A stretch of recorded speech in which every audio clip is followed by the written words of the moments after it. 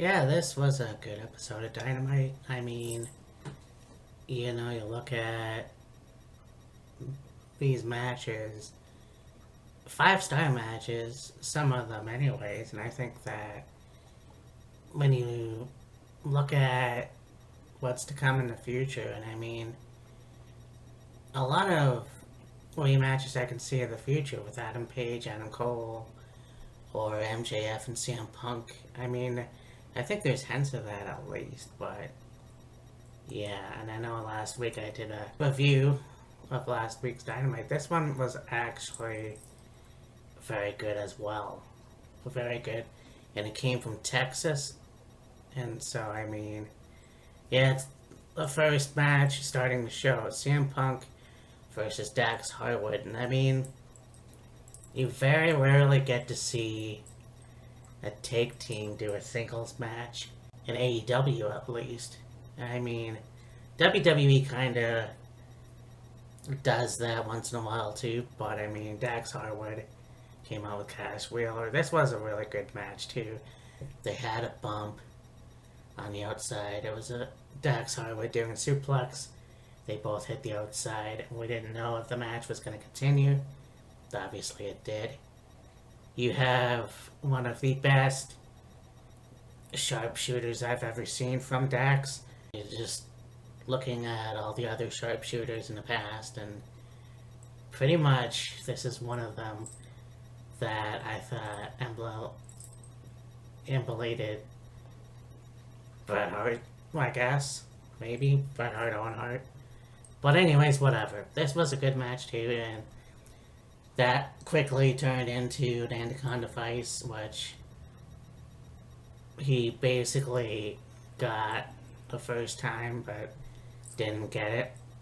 And then having this match where he got it the second time, reversing the sharpshooter. And so yeah, CM Punk won. And then he gets up on the top rope. He does the belt thing. And it's almost like, yeah, it's time to put a title on that. And I think either the TNT or the AEW World title. I think that would be interesting to see the World title in the future. However, I'm not quite sure if that's time to do that. I mean, maybe, definitely a TNT title for sure, but we'll see how that goes.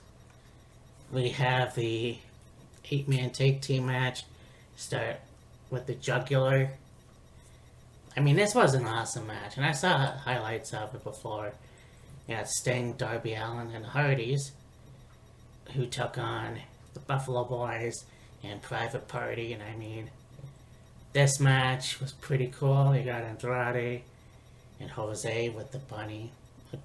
This was really cool, and I mean, they took it to the outside, and you have this thing where the Butcher took Darby Allin and swung him on the wall of the outside where the concession stand would be, I guess, and threw him downstairs. No surprise there. Like, you have Darby Allin jump off the turnbuckle onto the Buffalo Boys, and then Sting, 63-year-old Sting, once again, jumps off the turnbuckle, and they make their way to the concession stand. By the way, I don't know what time it is in Texas, but it's still light out.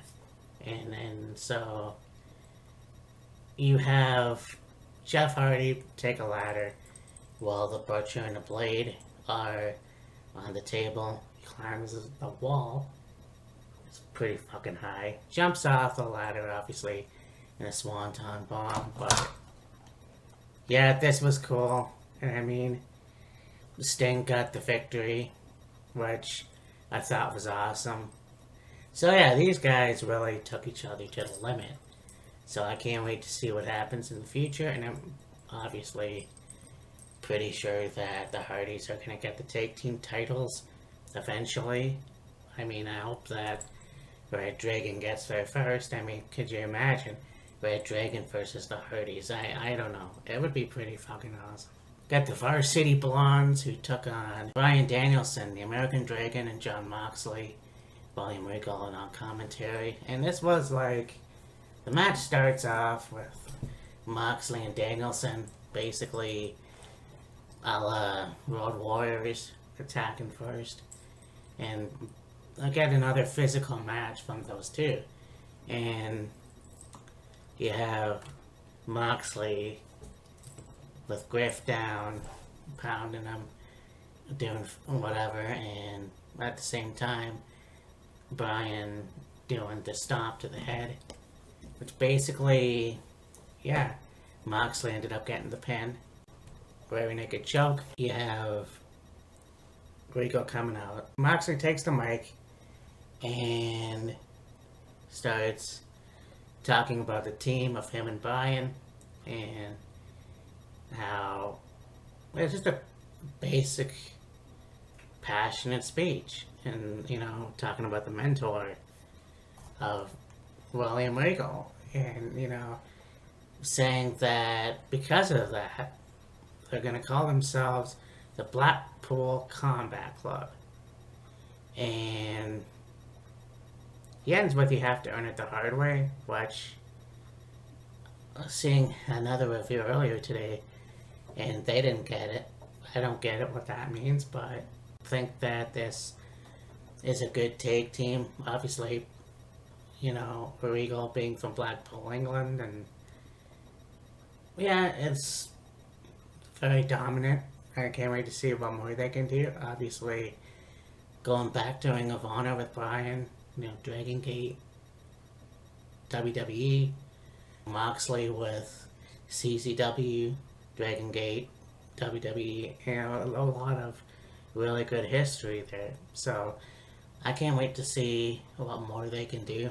There's a segment, got MJF and Shawn Spears coming out, and of course Maxwell cuts a promo on CM Punk and then goes on to Wardlow, keeps referring to him as a swine, a pig, whatever.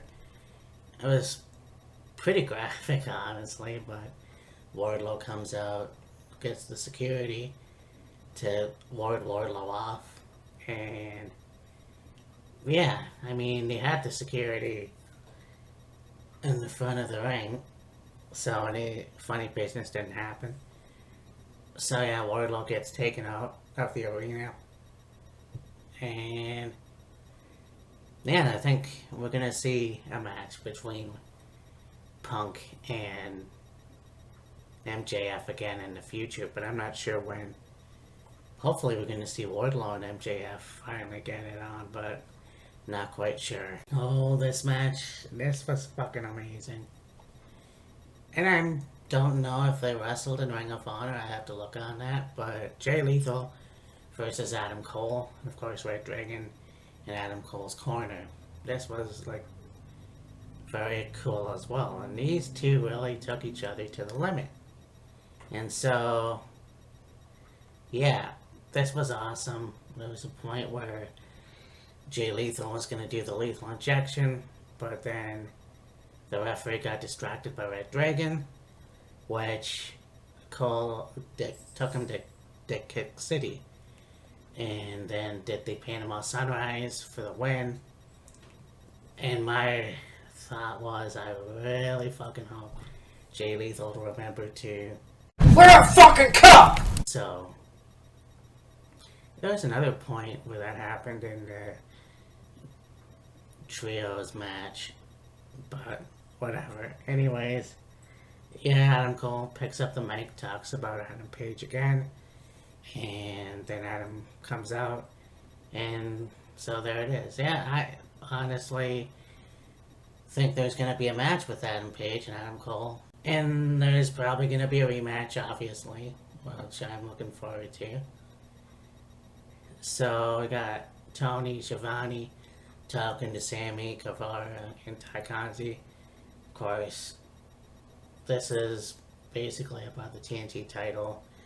You got Ty Conti is calling Page out, and yeah, the American Top Team eventually show up, and Yeah, and that was basically it. It's legit Layla Hirsch who defeated Red Velvet.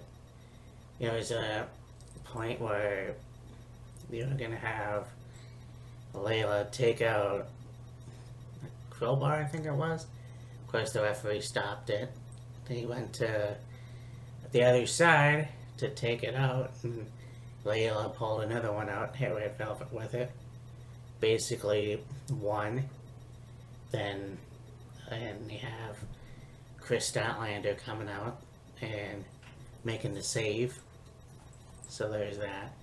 Yeah, this was a good match too, obviously, but I don't know what the next pay per view is, but it seems like Layla Hirsch is gonna be one of the best heels in AEW, but I'm not quite sure.